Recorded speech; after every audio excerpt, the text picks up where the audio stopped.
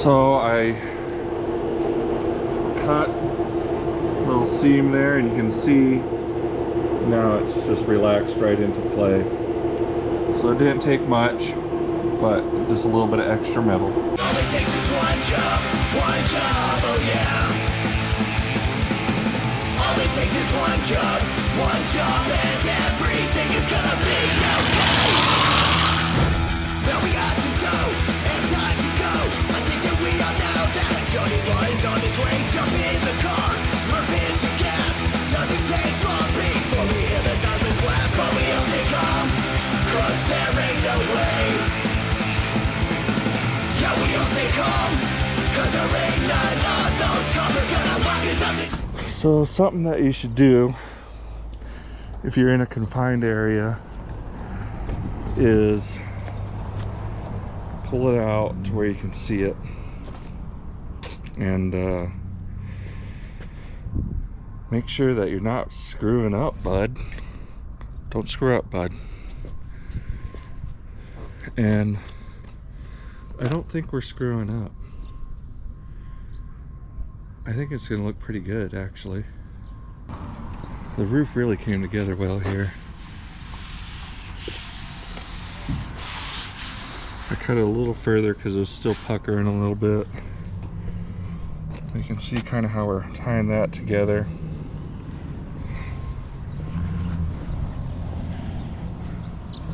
This is going to be the pain in the butt part. This section is our, one piece that we do have to make, which is really great because a lot of times you have to make, this big old section here. So I'm gonna cut that out. Now, deciding what to cut out is always, a thing. I could, maybe do a triangle here, right? But then I still have this. So then you end up with a weld there and a weld there. But if I go like this, it'll be actually less weld and a little better piece, when it's all said and done. This brace work that's for the back window, the original back window, I want to cut that out of the back there, and then we'll see what we need to do on the inside there later. But we'll get this cut out, get a piece made for it, get it tacked in. I want to get kind of all my pieces tacked, so that way when I go to just weld, then I can dance around, and I can move around all these welds, right? So that way I'm not waiting for this little spot to cool off so I can weld again. I can keep on working. It's good for efficiency. But we'll get these two pieces cut out, get our new piece in there. I made two pieces the same, so we have one for each side here, and they both seem to work out there. And so there's our piece. Looks like we need a little bit of crown in it, so we're gonna just kind of pop it out in the middle there, try to give it a little crown there. I think that'll be okay. A little bit of cleanup and trimming to get it to line up just right. I think we'll be okay there. I don't think we need to stick it on the English wheel or nothing.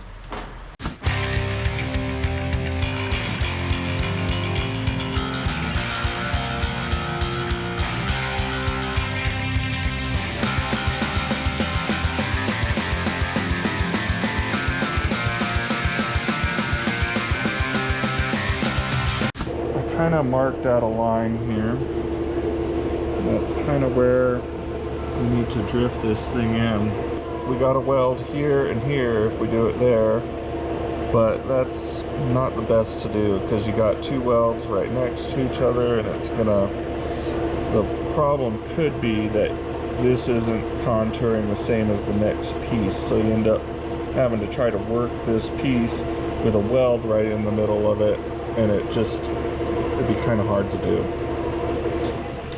So what I want to do here is I'm going to continue our cut and come into here, and when I'm welding on this edge, it'll be a lot easier to finish the weld off and a lot less body work in that spot. So then I'll drift that new piece from there to there, and then it'll be a little better. Plus we have these holes in here that we'd have to fill. So just kind of a lot of unneeded welding. We have to make this piece anyways. It would be easier to make a piece to fill that than make a piece from here to here, but you know, I think it's about all the same. So we're going to cut this off, and then that'll help us re-angle this to slope in here a little easier. When it's all said and done, it'll probably be a little better job than trying to fill those two pieces like that. I see you walking down the street, and I wonder where you're going, and if I could go there too.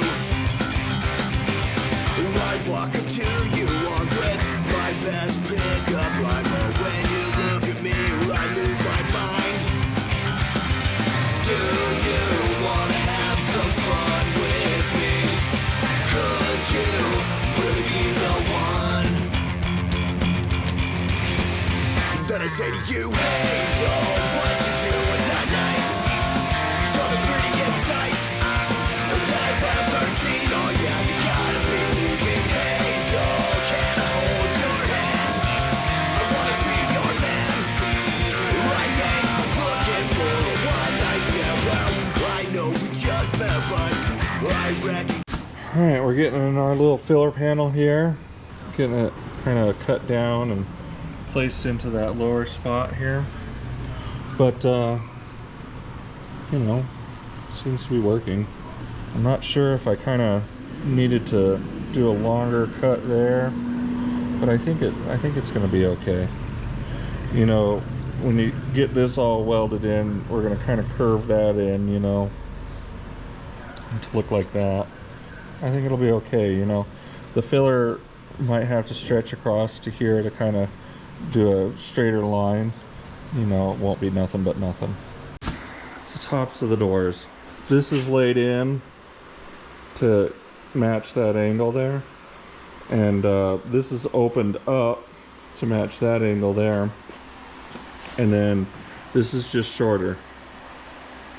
I did have to do some in and out adjustment on it to get it right with the pillar, but I cut it and took it in, and then that was too far, so I cut it and took it out, so I might have ended up right back where we were.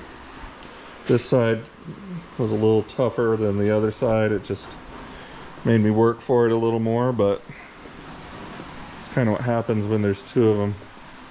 We got another sketty scandal going over here,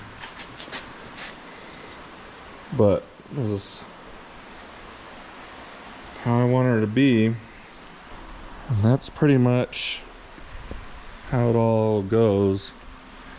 Now we just gotta finish welding it up, which is a heck of a job, but it looks like, minus the months of planning and getting the windshield cut and getting a 51 shoebox back window,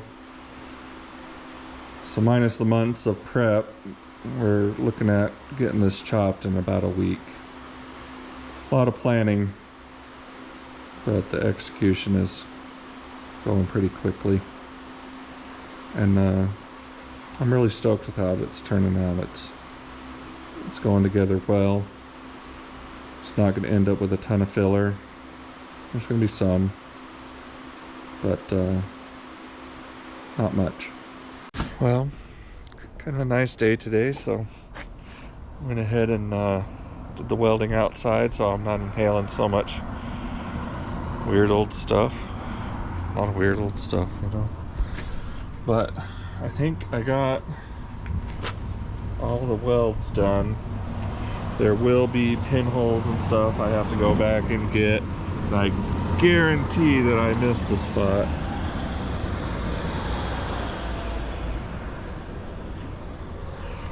Holy cow, do we got some welds. If you're not familiar with welding on light gauge, you have to do it one tack at a time, which ends up with a kind of shitty looking weld. But you know, each one's melted in, you know. And if they're not, that's what grinding them off and,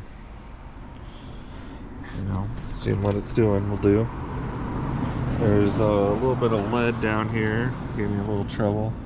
See, there's a missed spot. maybe there and there and there.